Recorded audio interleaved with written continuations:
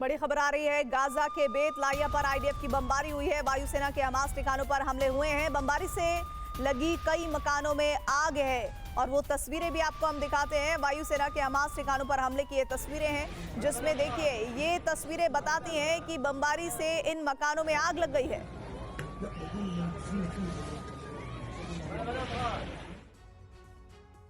Gaza पर बमबारी रुकने की आखिरी उम्मीद भी खत्म हो चुकी है। संयुक्त राष्ट्र सुरक्षा परिषद के प्रयास विफल हो चुके हैं। इजराइल को साफ संकेत दे दिया गया है कि वो हमास के ठिकानों पर बमबारी करने के लिए आजाद है। इजराइल ने गाजा पट्टी से हमास के लिए सफाई के लिए एक समय सीमा तय कर दी है।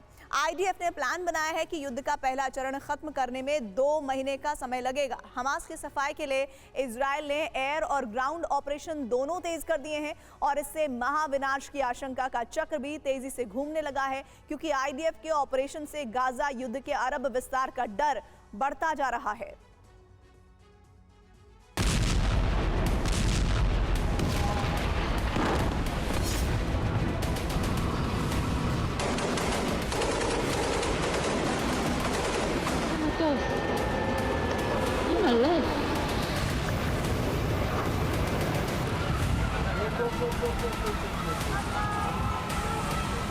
We do not support calls for an immediate ceasefire. This would only plant the seeds for the next war, because Hamas has no desire to see a durable peace.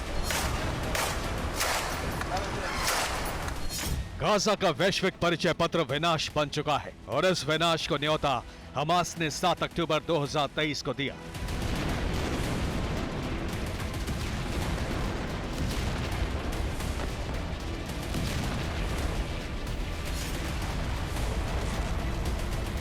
Gaza पर 8 अक्टूबर के बाद से केवल 5 दिन के लिए बम बरसने बंद हुए हैं, लेकिन दूसरा चरण पहले चरण से ज्यादा विनाशक साबित हो रहा है।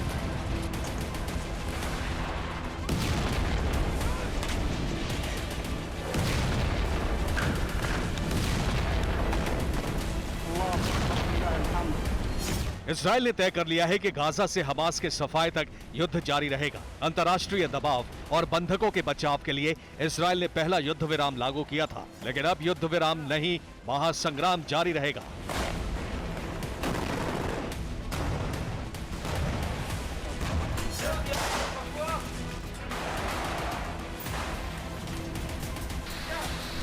इजराइल के महासंग्राम से गाजा में कोहराम मचा है।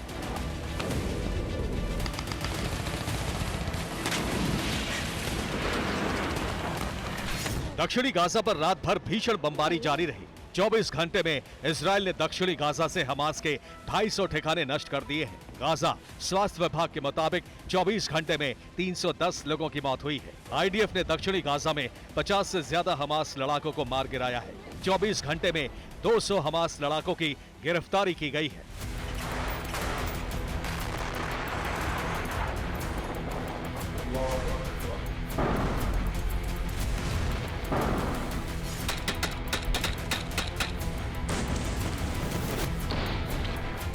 ये दूसरे चरण की महज शुरुआत है। इजराइल ने ऐलान कर दिया है कि जब तक गाजा की धरती से और धरती के नीचे सुरंगों से हमास के ठिकाने नष्ट नहीं कर दिए जाएंगे, तब तक उसका ऑपरेशन जारी रहेगा।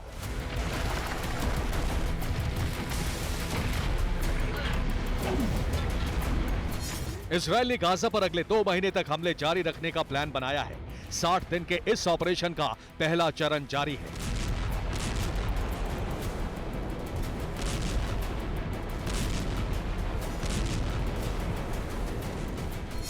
इजराइल ने खान यूनिस में हमास के सफाई का ऑपरेशन तेज कर दिया है और हमास पर इस ऑपरेशन का असर दिखाई देने लगा है।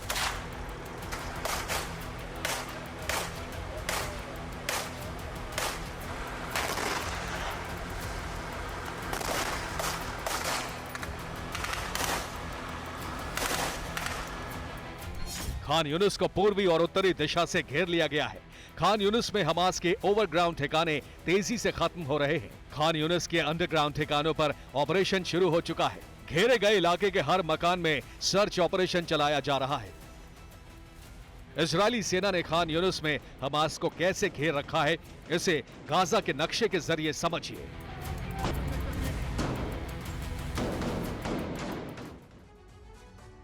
इजरायली फोर्सेस ने गाजा पट्टी के खान यूनिस को उत्तरी और पूर्वी छोर से घेर लिया है। नक्शे पर नीले रंग के जो इलाके आपको इस वक्त नजर आ रहे हैं, यहाँ इजरायली फोर्सेस का ऑपरेशन जारी है। हमास के लड़ाकों से आमने सामने की जंग यहाँ पर चल रही है। गलियों में गोलियां चल रही हैं। हर मकान में सर्च ऑपरेशन चलाया जा रहा है। गाजा के बीच से राफा क्रॉसिंग तक जाने वाली सलाह अल दीन रोड को बंद कर दिया गया है और इसकी वजह यह है कि हमास के लड़ाकों के लिए लोकेशन बदलना आसान ना रह जाए। लाल रंग के जो इलाके आपको इस मैप में नजर आ रहे हैं, इन क्षेत्रों को खाली करने का आदेश जारी हो चुका है। इजरायल ने कहा है कि फिलिस्तीन के आम नागरिक इन इलाकों को खाली कर दें। लोगों को गाजा बैंक के नजदीक अल मवासी कैंप जाने के लिए कहा गया है। अल मवासी क्षेत्र में बमबारी या ग्राउंड ऑपरेशन नहीं चल रहा है।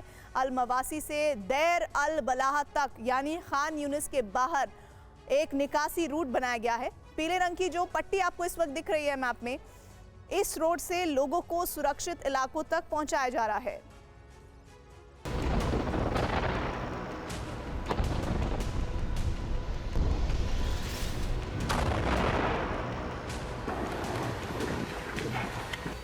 टैंक खान यूनिस की गलियों में उतरकर गोले बरसा रहे हैं, लेकिन ये बमबारी अभी रुकने नहीं वाली है।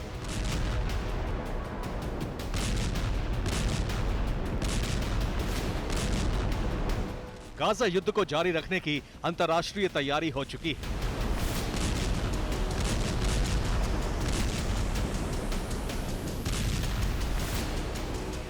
अमेरिका ने इजरायल ऑपरेशन 60 डेज का समर्थन किया है। अमेरिका इजरायल को मरकावा टैंक के 45,000 गोले भी भेजने वाला है। इनके साथ ही दूसरे सैन्य साजो सामान भी भेजे जाएंगे।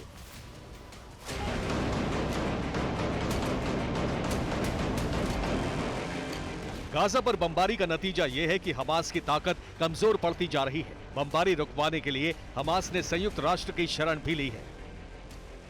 7 दिसंबर को हमास ने संयुक्त राष्ट्र सुरक्षा परिषद से गाजा पर बमबारी रुकवाने की अपील की। 8 दिसंबर को यूएनएससी में गाजा के मुद्दे पर वोटिंग होनी थी। यूएनएससी में सीज फायर का प्रस्ताव लाया गया। 15 में से 13 सदस्यों ने इस प्रस्ताव के समर्थन में वोट दिया। ब्रिटेन ने प्रस्ताव पर वोट नहीं दिया। अमेरिका के वीटो लगाने से प्रस्ताव पास नहीं हो सका।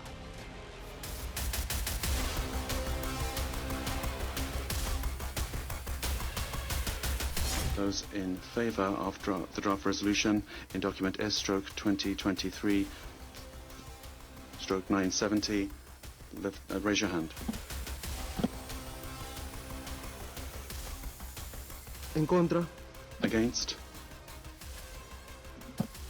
El resultado de la votación. The result of the vote is as follows: 13 votes in favour, 1 against, 1 abstention.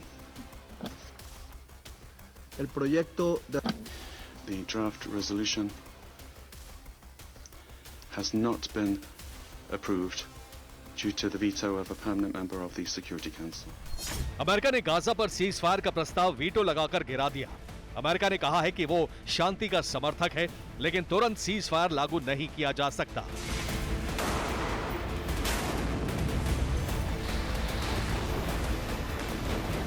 We do not support calls for an immediate ceasefire.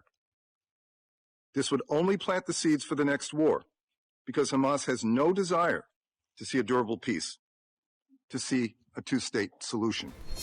America ने संकेत दे दिया है कि इजरायल गाजा पर बमबारी जारी रखेगा और वॉशिंगटन तेल अवीव को हथियारों की सप्लाई सहित समर्थन भी।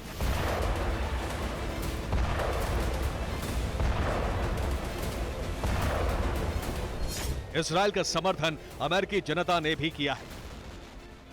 प्यू रिसर्च सेंटर ने अमेरिकियों से सवाल पूछा कि गाजा युद्ध के लिए जिम्मेदार कौन है। सैंपल साइज के 65% अमेरिकियों ने कहा कि युद्ध के लिए हमास जिम्मेदार है और 35% अमेरिकी नागरिकों ने इजरायल को युद्ध के लिए जिम्मेदार माना। ये सर्वे ऐसे अहम वक्त पर किया गया है जब अमेरिका में राष्ट्रपति चुनाव होने वाले हैं और चुनाव जीतने के लिए 65% आबादी की मर्जी से ही बाइडेन चल रहे हैं। यानी गाजा की जंग जारी रहेगी और इस जंग के अरब में विस्तार होने का खतरा भी बढ़ता जा रहा है।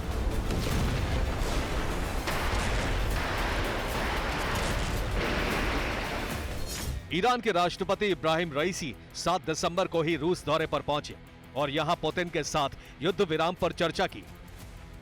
Нас очень важно обменяться мнениями по ситуации в регионе, особенно то, что касается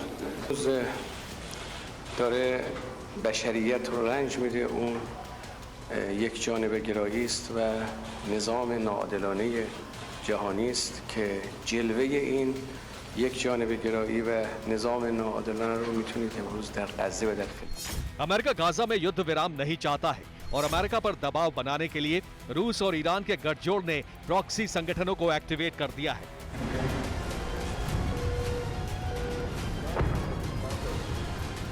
ईरान समर्थित प्रॉक्सी संगठन अरब में अमेरिका के सैन्य बेस और दूतावास पर हमले कर रहे हैं। अब तक 80 से ज्यादा हमले हो चुके हैं और अगर सीज फायर नहीं होता तो हमले बढ़ते जाएंगे। यही ईरान और अमेरिका के बीच सीधे जंग का कारण बन सकता है और यहां से महासंग्राम शुरू होने की आशंका बढ़ती जा रही है।